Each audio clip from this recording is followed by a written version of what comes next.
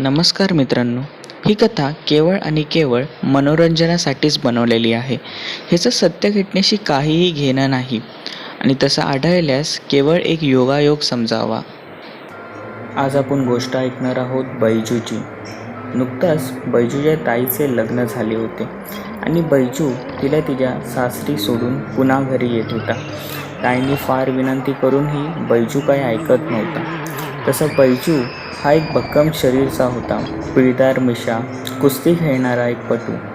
आणि असं असूनही ताई त्याला फार अडवत होती, पण बैजू काय ऐकायला तयारच नव्हता. शेवटी बैजू आपली बैलगाडी घेऊन रात्रीचा प्रवास करायला निघाला. फार वेळ झाले असेल, बहुतेक 2 ते 3 तास होऊनही गेले असतील आणि बैजू जवळपास आपल्या गावी पोचणारच होता तासाभरात. आणि असं असूनसुद्धा बैजूला थकवा जाणवू लागला आणि बैजूने एक घाट पाहिला.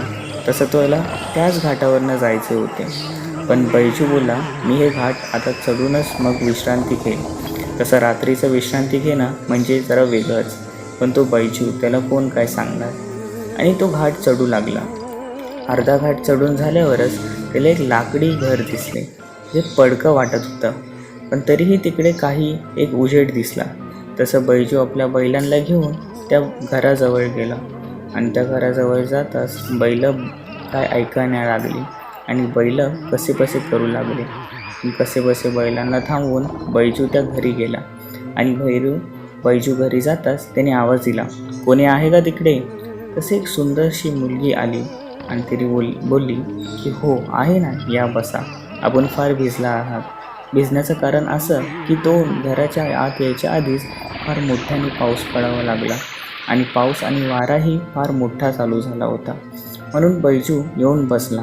तसे दोघांमध्ये फार गप्पाही चालू झाले आणि बघता बघता खूप गप्पा त्यांच्यामध्ये झाले. आणि त्यावेळेने बैजू बोलला, ठीक आहे, मी निघतो.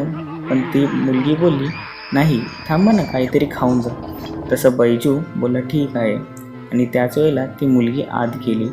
पण बैजू एक काही विचार करू लागला की एवढ्या सगळ्या बाहेर पाऊस वारा असूनसुद्धा या घरावर काहीच कसा परिणाम होत नाही. पण बैजू बोला, असेल काहीतरी. आणि तसं 10 ते 15 मिनटं होऊन गेली. बैजूने आवाज दिला पण काहीच प्रतिसाद आला नाही, म्हणून बैजू आत बघायला गेला. तर बैजू मरू की जगू असं त्याला झालं.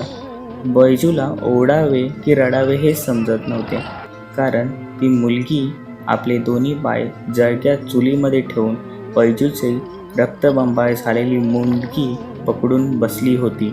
तसा बैजू ओरडला आणि ती मुलगी आपली अंग किंवा शरीर न हलवता पाठी बघून जोरात हसू लागली. तसा बैजू लवकरच पळत सुटला आणि पळत पळत त्याने आपली बैलगाडी पकडून लवकर त्या बैलगाडीमध्ये बसून निघायला सुरू केले. तसं कसा बसा तो बैजू पुढे निघत होता, तसं त्याला विचित्र आवाज ऐकू यायला लागले आणि कसा बसा बैजूने तो घाट पार केला आणि असा आवाज आला, आज वाचलास, पुन्हा असं होणार नाही. आणि असं करून बैजू कसाबसा आपल्या घरी गेला. त्याने घरी जाताच आपल्या आईबापांना हे झालेले प्रकार सांगितले आणि बाबा बोलले, बरं झालं मित्रा, काल वाचलास, कारण की काल अमावस्या होती. तर मित्रांनो, ही कथा तुम्हाला कशी वाटली मला नक्की सांगा. धन्यवाद.